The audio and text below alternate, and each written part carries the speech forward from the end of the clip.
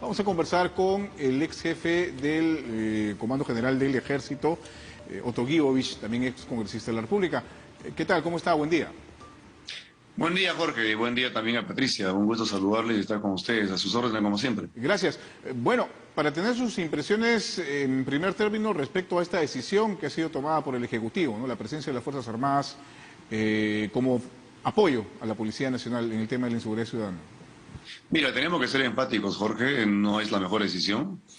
Yo comparto y soy solidario con las personas que son afectadas en su diario vivir por la inseguridad en muchas zonas del país. Este es un tema policial y lo que tenemos que hacer es potenciar la policía y emplearla bien. Esto no se soluciona sacando a la Fuerza Armada. Claro, tiene un efecto psicológico, disuasivo, temporal, pero no soluciona el problema.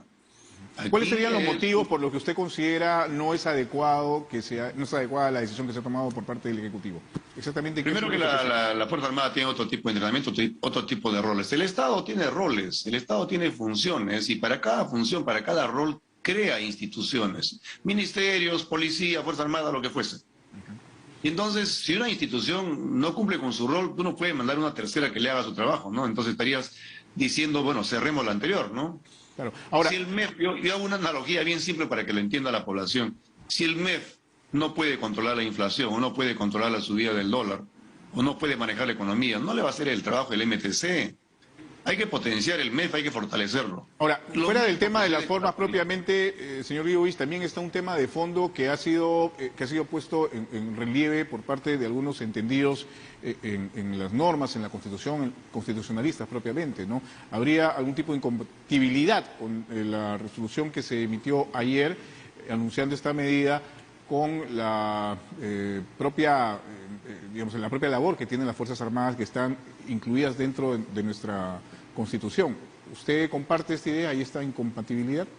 Absolutamente, y eso significa grave riesgo para la Fuerza Armada. La Constitución es clara, ¿no? Si hay un tema en un lugar del país, tú declaras en emergencia esa zona del país y se la das a la Fuerza Armada. Eso está normado. Pero eso significa suspensión de garantías.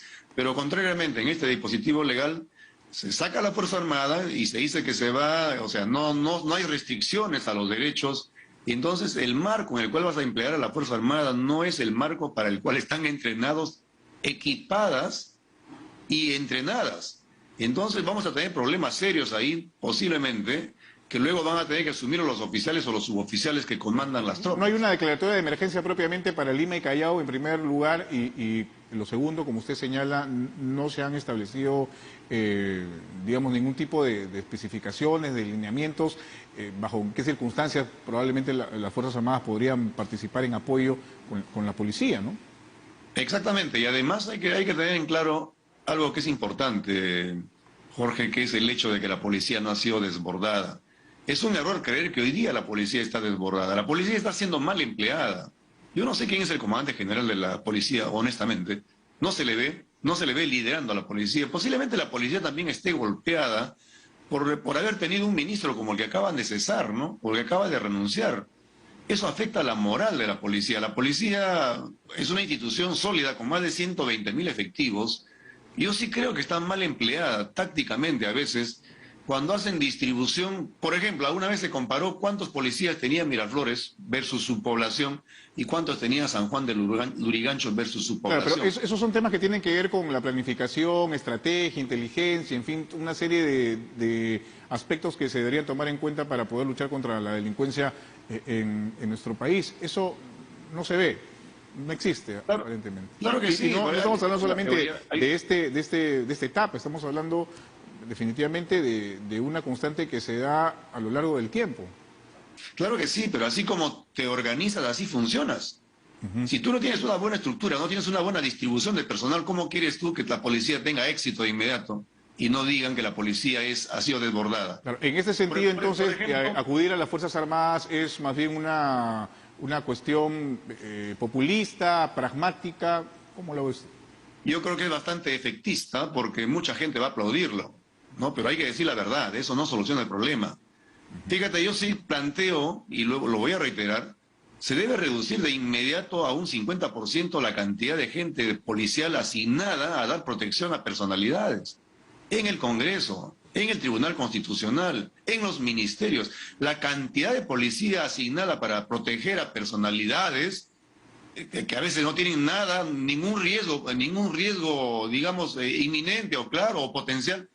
Ese personal debería ser reasignado a tareas policiales en la calle. Ahora, ¿qué pasa si, por ejemplo, ya en una situación práctica, porque esto ya está en vigencia, ayer se publicó y hoy entra en la práctica la situación que se ha formulado desde el Ejecutivo, se desarrolla una operación policial? Temprano hemos estado informando sobre una operación conjunta en jurisdicciones como Lima, Callao y Barranca.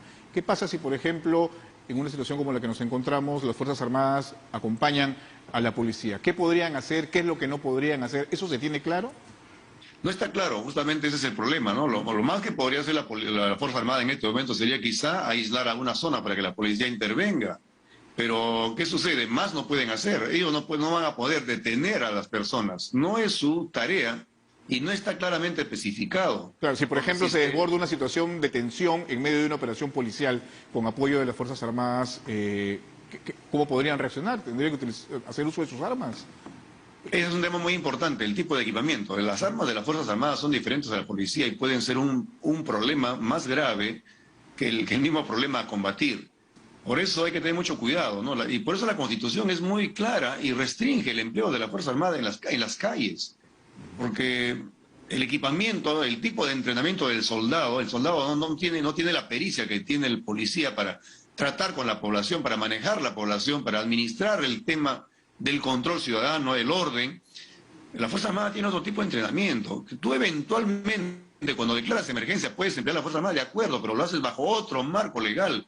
Estás declarando en emergencia, estás restringiendo derechos. Hay claridad, digamos, en la decisión y en digamos, los parámetros que se podrían poner en acción.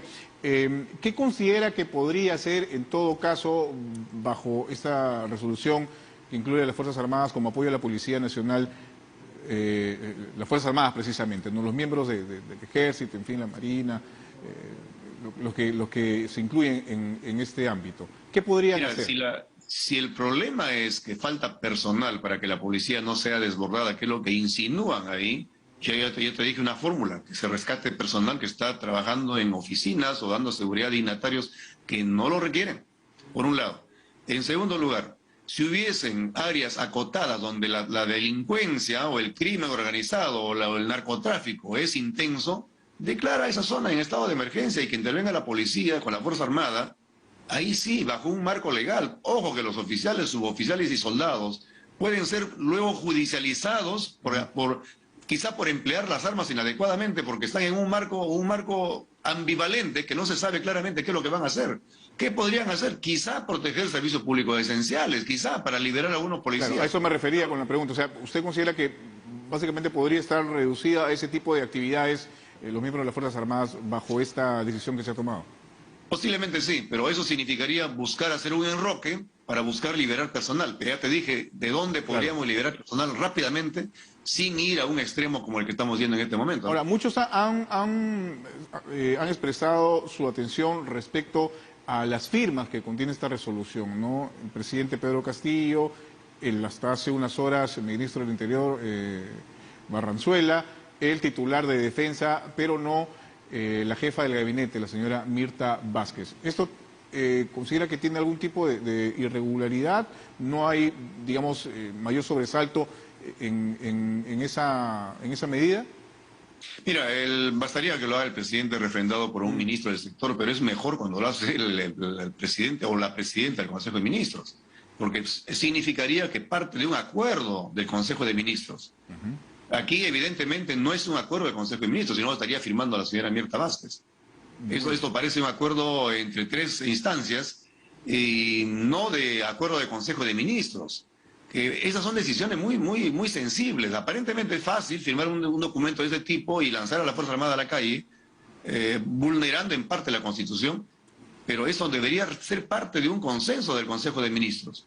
Y evidentemente, al no firmar la Premier, algo nos está indicando. No, imagino que la investigación nos va a decir qué ha pasado realmente. Muy bien. Pero algo está indicando, que no todos están de acuerdo. Por ejemplo, la Fuerza Armada tiene que estar en lugares difíciles. Por ejemplo, ayer ha habido problemas en el norte, en Piura, ha habido problemas en Coracora, tenemos problemas serios en el triángulo entre Brasil, entre Tabatinga, Leticia y Santa Rosa, Ramón Castilla, en el triángulo fronterizo. Ahí tiene que estar la Fuerza Armada, ahí tiene que declararse en emergencia. Para eso sí está entrenada la Fuerza Muy bien. Armada. Seguramente va a haber mucho más tiempo para poder analizar y evaluar cuál es finalmente el resultado de esta decisión, porque hay que recordar que se ha dado por 30 días, por lo menos en este primer tramo, así que vamos a ver cuáles son los resultados de esto. Muy amable, señor Otto Guigovich, por haber estado